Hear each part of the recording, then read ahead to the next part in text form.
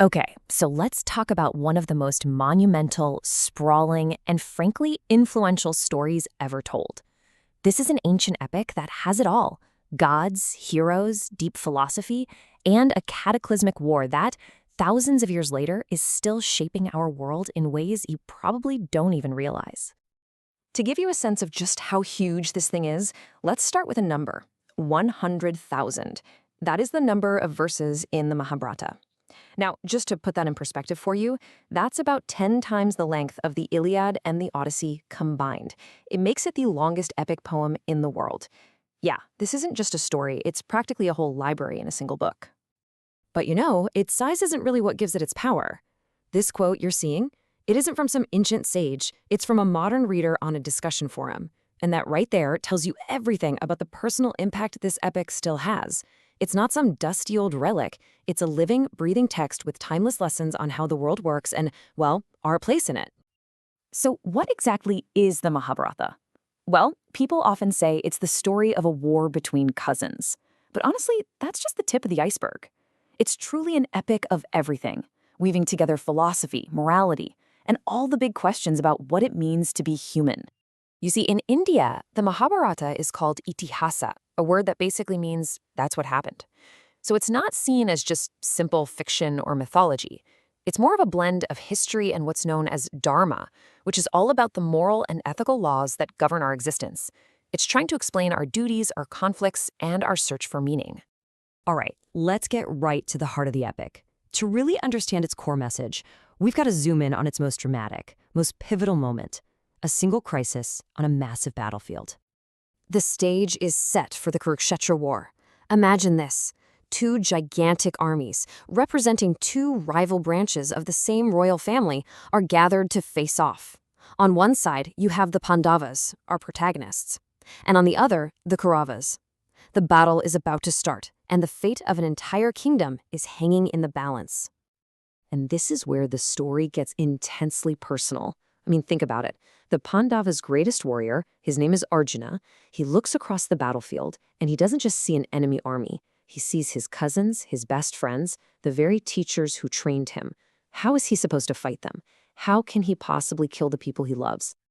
So Arjuna is just stuck, completely torn. On one hand, he has his dharma, his sacred duty as a warrior to fight for what's right. But on the other hand, he's just overcome with this profound despair, or vishada, at the thought of killing his own family. He literally drops his bow, totally paralyzed by this impossible choice. Right at this moment, when all seems lost, Arjuna gets some guidance from his charioteer. But this is no ordinary charioteer. It's the god Krishna in disguise. And their conversation, right there in the middle of a battlefield, becomes one of the most important spiritual texts in the entire world. And that conversation, that becomes the Bhagavad Gita. It's a 700-verse scripture tucked right inside the larger epic. The name means the Song of God, and it's here that Krishna answers Arjuna's deepest questions about duty, action, and the very nature of life itself. And here's the absolute game-changing advice Krishna gives him. He says, you have control over your actions, but you have no control over the results. He tells Arjuna to do his duty, to fight for what's right, but without getting attached to the outcome, whether that's victory or defeat. This idea is called karma yoga, the path of selfless action, and it's meant to free you from the burden of your deeds. What's really cool is that the Gita gets that we're all different. It recognizes that people have different personalities, so it lays out 4 main paths to self-realization. There's karma yoga for people who are action-oriented, bhakti yoga for the devotional types, jnana yoga for the intellectuals, and raja yoga for those who are more meditative. It's like a universal guide with a path for pretty much everyone. Okay, but this brings up a huge question, right? We've talked about philosophy and myth, but what about that whole itihasa thing, the idea that this happened? Could a story packed with divine gods and epic supernatural battles actually have some basis in reality? This is the big debate that scholars, archaeologists, and even scientists are digging into today. Is the Mahabharata a literal historical record, a deep metaphorical masterpiece, or, like so many ancient texts, is it some kind of complex fusion of the two? And there are some really interesting threads of evidence that suggest there could be a historical core to this story. Archaeologists have found a specific kind of pottery called painted grayware at a bunch of sites mentioned in the epic. Marine archaeologists actually found submerged ruins off the coast that matched the description of Krishna's legendary city Dwarka. Astronomers have used the star alignments described in the text to try and date the war. And some geneticists have even pointed to data suggesting a massive male population drop in ancient South Asia, which could be consistent with a huge, devastating war. And then things get even wilder.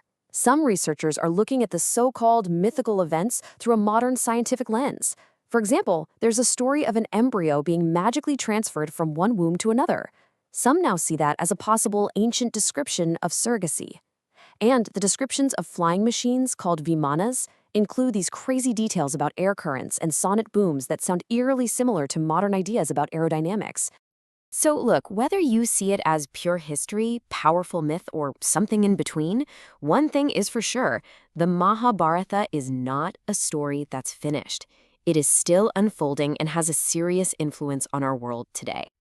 Maybe the most chilling modern echo of this epic comes from J. Robert Oppenheimer, the father of the atomic bomb.